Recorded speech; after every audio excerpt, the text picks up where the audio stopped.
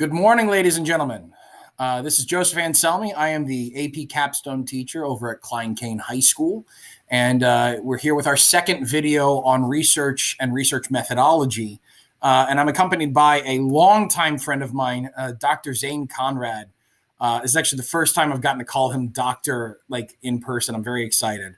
And so we're going to be talking to Dr. Conrad here about what does research look like in the medical field. So I'm going to let you introduce yourself and kind of where you're at and what you're doing right now. Yeah, thank you so much, and thank you for having me. So I am a clinical fellow, which means I'm still in medical training, but I'm a clinical fellow in the subspecialty of infectious diseases. And then I'm also a research fellow in hospital epidemiology. So I'm looking at outbreaks that happen in the hospital and then different kind of research questions that kind of deal with the hospital population. So with that epidemiology, you would be watching how COVID spreads rather than solving COVID with a new vaccine. Exactly, yeah. So you kind of look at the risk factors that may lead to maybe a more severe diagnosis of COVID, or maybe risk factors or exposures, that may make it more likely that you would get, COVID-19. And then also, like you said, how it transmits is another kind of aspect that you're looking at. So you're kind of, like you said, you're asking research questions to describe how COVID-19 is moving through a population and what makes them at risk, rather than looking at, something like a treatment and seeing how well it works or not. So how did you get into the role of studying epidemiology? How did you find that route in medicine? Yes, that's a very good question. So when I was in college, I was actually studying history and then wanted to go to medical school and kind of looking, at populations in history, and then talked to one of my good friends who was telling me about public health and specifically the study of epidemiology and how you can apply research methods to look at at-risk populations or potentially at-risk populations and help define those problems. And I thought that was just a really interesting field. And I didn't feel like I was quite ready to start, the grind of medical school, 4 more years of medical school. And so I did a master's in public health with a focus in epidemiology and statistics, basically. And so that's kind of how I got into that role. And then when I got into medicine, I sort of kept that focus. So, I see patients clinically, but then I try to answer questions through the lens of epidemiology. Okay. And apply the patient populations that I'm trying to take care of. And how did you find yourself at research fellow? So what does that process look like for my students? Yeah, of course. So, when you're in the process of medical school, you apply to a residency training program. And these training programs are kind of split into clinical training and research training. And you can kind of, adjust based on your career goals and everything, how much of one bucket you want to be in versus the other. And so what I would like to do for my career is be about 50-50. And so I applied to a program where I'm doing about 50% of my time is seeing patients clinically, seeing them in the hospital and writing prescriptions and doing everything like that and learning that process. And then about 50% of my time is spent as a research fellow where I'm trying to set up specific questions that I can try and answer. Okay, so that's really interesting. So now, and there are doctors who are varying degrees of that, right? Much more clinical versus or much more research. Mm-hmm, absolutely. So you can get people that are purely, one end or the other, or kind of a blend.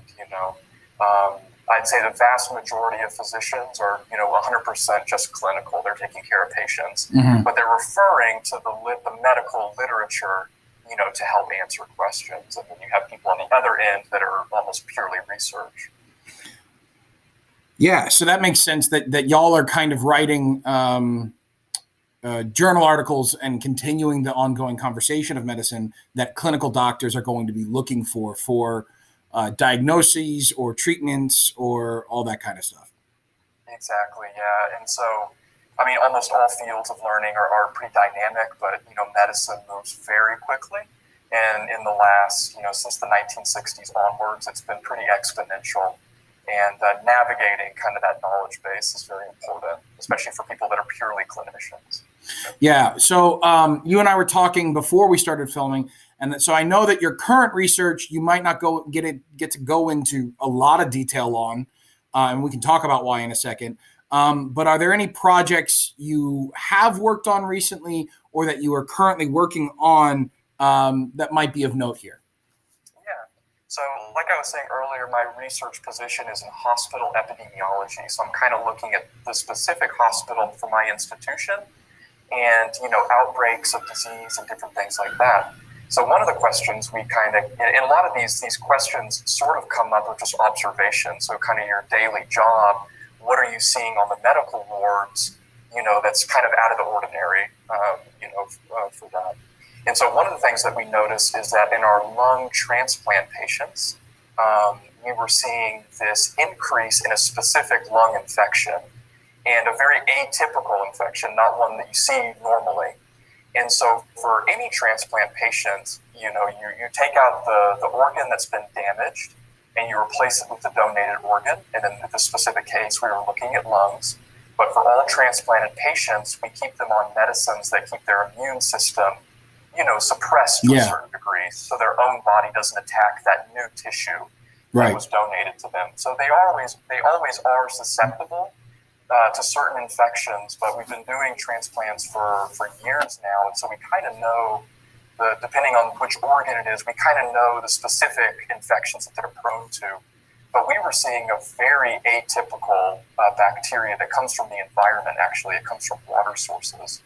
And we were wondering, why is it that we're suddenly getting this uptick in its bacterial infection that we normally don't see, and is also coming from water sources. And so we were kind of trying to, that was kind of our initial, just very general question. Sure. And then we kind of proceeded from there. Cool. Is that a project that you completed, or is that a project you're working on? Currently working on. So that's kind of come up in the last several months. We've noticed this uptick. It's kind of come into what's reportable and what we've seen in the microbiology lab, just kind of where, we gather these bugs basically that cause these diseases. And we were able to kind of see, this is not typical. And then we were able to kind of look nationally, is this an increase? Is this an outbreak? And then from there, we kind of went to the literature and trying to see, has anyone else kind of explored these specific infections in lung transplant patients? And so that would be your gap, right? I mean, what you can hear there, and this is for the students here in Capstone, right? What you're hearing Dr. Conrad explain is how do you start, right? And then start paring down and paring down and paring down, and then examining, do I have a legitimate gap that I need to fill, or has it already been filled, right? And that can be as simple as if there's an uptick here and there's no literature review, well, this might be the beginnings of something national or even bigger. But it could be, even if someone in the Northeast is reporting on this, right, well, that regionally, this is still significant because now it's happening here where it was happening there. So a gap can be really, really small and still significant to study. Yeah, that's exactly right. And what we did end up finding is that there has been outbreaks of this bacterial infection, but very few around the country. And to be honest, there's a couple, motives to this. One, to define this problem, but also to figure out where it's coming from. Like I was saying, it's a water source bug. So even if it's been seen at other places, you can kind of get the information they gathered or information they weren't able, to figure out and kind of, and that helps you kind of guide and frame your question when you design a study or design a way that you want to look at it. But also for us, it also provided, if we were able to answer this question, maybe there was a practical way that we could intervene. Is this infection coming from our own hospital's water supply? When are these people getting the infection? Is it when they're at the hospital, right after their transplant and kind of their post-operative observation period? Or is it when they're going back into the community? Can we take these people and based on, a survey, based on their culture data in the microbiology lab? Can we do something as simple as looking at their zip codes and seeing, is this a water source, from where they live in the community, or is it something that we have to examine in our own hospital? So, right. Yeah, so there's a lot of ways you can kind of approach it. But that's really interesting. So you more or less answered my next question, which was, how do you develop a research question to pursue, right? And that was a good exemplary situation for, if you're noticing it in the lab and then going forward. Are there other ways in which a research fellow might come across research questions that they want to pursue rather than just what's going on in clinical? Yeah, definitely. So I think clinical kind of sparks the first idea. Sometimes it's as simple as, going to, a professional website like PubMed or anything like that and pulling resources together and not being able to find, an answer to a clinical question. Sometimes it's specifically that they're very interested in a certain disease process, and I kind of want to, you want to be that person, or your research team wants to be part of that group that helps advance the knowledge, of a disease. And, it can start very simply from that. And they go to the literature and, kind of like you were saying earlier, they kind of collect all that and find those gaps in knowledge.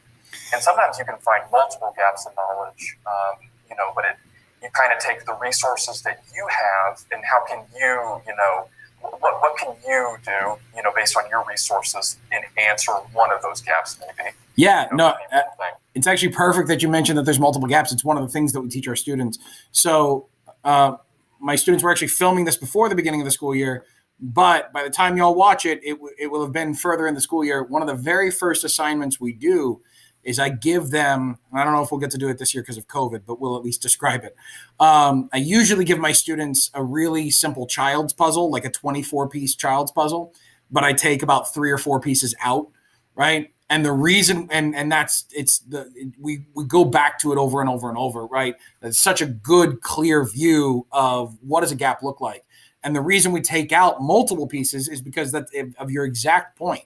In every field, the further down those rabbit holes of literature review that you go, the more questions you have and the more spaces you see for a gap, and sometimes multiple. And then the next step is, okay, can I fill all these? Can I fill even one of them? Can I construct something to contribute to how many and really what, and where do I want to focus? So that's awesome that you said that. Okay. So you were talking a little bit about gathering data, and I want to go a little further here on how you gather data. So you mentioned that some of what you're doing is surveys, some of what you're doing is journal articles. So I explained to my students that, as a historian, and I'm sure you remember this too because you studied history, when I wanted to start a research topic, my first stop was the library and gather 60 or 80 books, and then just go to indices and just start tabbing and seeing what is going to work, right? What are some of the practical methods that you're using to gather this data and or construct your I don't know that you're doing necessarily experimentation, but if necessary, experimentation? Yeah, that's very good. So in epidemiology, you're kind of looking at a couple things. Survey data is honestly kind of the bread and butter and the majority of the data that you're going to be collecting. And then since it's a medical, or deals with health, you can also be dealing with biologic specimens. And that can take a whole lot of different forms based on whatever you're studying. So for me specific, what you mean by biologic specimens? So you actually examine the structure of the bacteria, or are you talking about you sitting in microscope time or taking somebody else's stuff? Yeah. So basically, you want to gather. So I'm specifically speaking from the perspective of infectious diseases. But we're taking it, samples from the human body. If it's coming to the lung, kind of what you're hacking out the sputum sample. If it's a virus, sometimes you can isolate that in blood. So getting blood samples, nasopharyngeal samples, saliva. If you're looking at urinary tract infections, kind of wherever in the body that your infection is located, that's kind of the biologic sample that you're gathering. And you sort of form a team that's going to help with this. But yeah, certainly if I want to survey people, and let's say, I think kind of the practical thing, first of all, is defining your population. Sure, absolutely. Good. Yeah, and so, kind of you've kind of formed your question. You've gone to the literature and seen the gap. And I think within that, you're going to be kind of probably reframing your question based on the information that you've gathered. Absolutely. And you're setting it into context to your readers. You're giving them a perspective. You're giving them why is this important to explore this topic. And then kind of the first thing in epidemiology is you're defining your population. So you're really going back to those elementary school, principles of the who, what, when, where. And you're defining all those, and very simply, are you looking at, males and females or both? Are you looking at, what age group are you looking at? Sure, demographics. Your demographics, exactly, in the hospital. And from there, I think you can kind of construct a survey, and it kind of incorporates, what you're trying to answer in your question, and then giving it specifically to that and studying it specifically in that population. So you're developing questions that may help answer that. And that takes a long time, and it's a lot of work, but it's very important because that's part of your methodology, and that's what makes it sound. It makes it, something that, can be repeated. It makes it something that, you can analyze, basically, in an academic way, in an evidence-based form.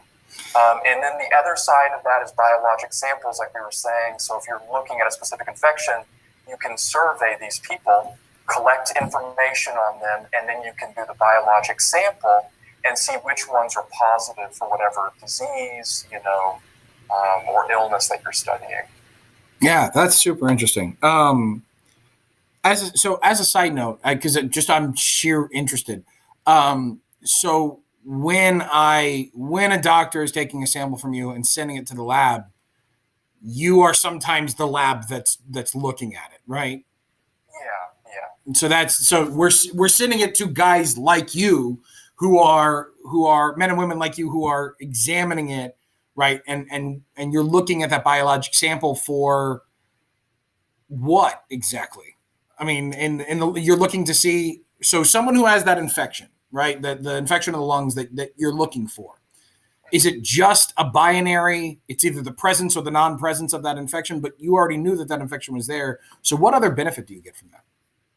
Yes, that's a really good question. And so I think I should take a step back and kind of, sure. You're sort of looking at, so when we're defining the population, so going back to the initial question, why are these lung transplant patients getting this specific infection? So then we're looking at all kind of lung transplant patients.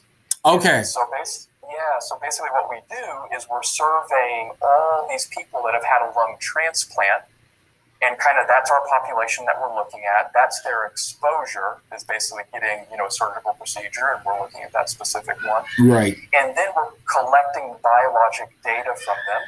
And the ones that have the disease, we go back and we look at the collected survey information we have, and we look at what are the kind of common characteristics that separate, the people that have this disease and the people that don't. Okay, so the biologic sampling is kind of that binary yes or no. Okay, exactly. Perfect. Yeah. So that it serves as like this hinge in the process to then go, okay, now we've pared down our population even more, and we need to examine that. That makes sense. So then,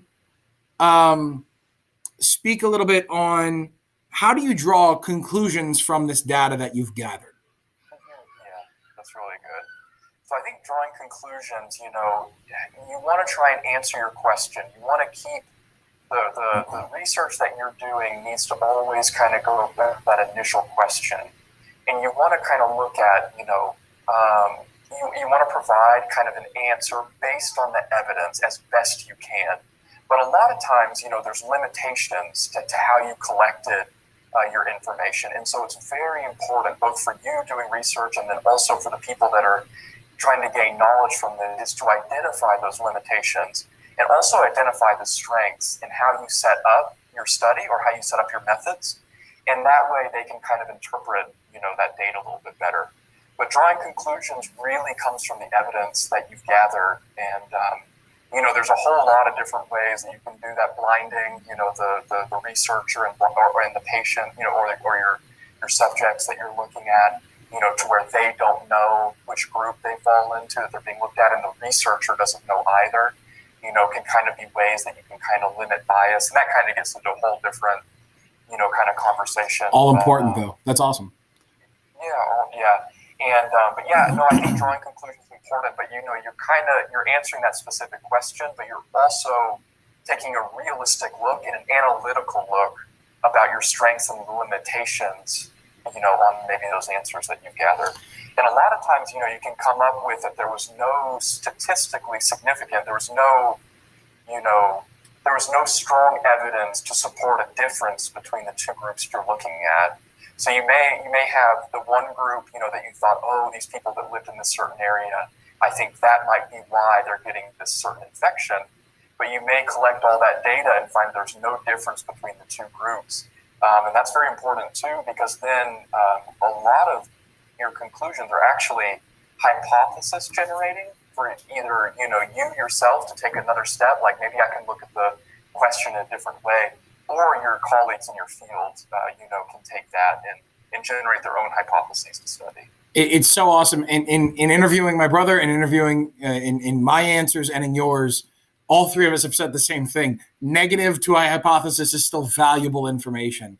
And it's one of those things that you kind of have to repeat over and over and over to students because it feels disappointing. Everyone wants to set out and go and solve the thing, and you forget that a negative is still valuable because it's not wasted research at all, right? It's the launch pad for the next guy, right? Or for yourself later down the line. Or maybe I didn't look at demographic data as much as I should have. Oh, maybe there's a cultural link or a societal link. Maybe it's not so much where they're located. I mean, there's so many other things that it opens the doors to, and it's so cool that all three people who have talked about it have talked about how valuable a negative hypothesis is.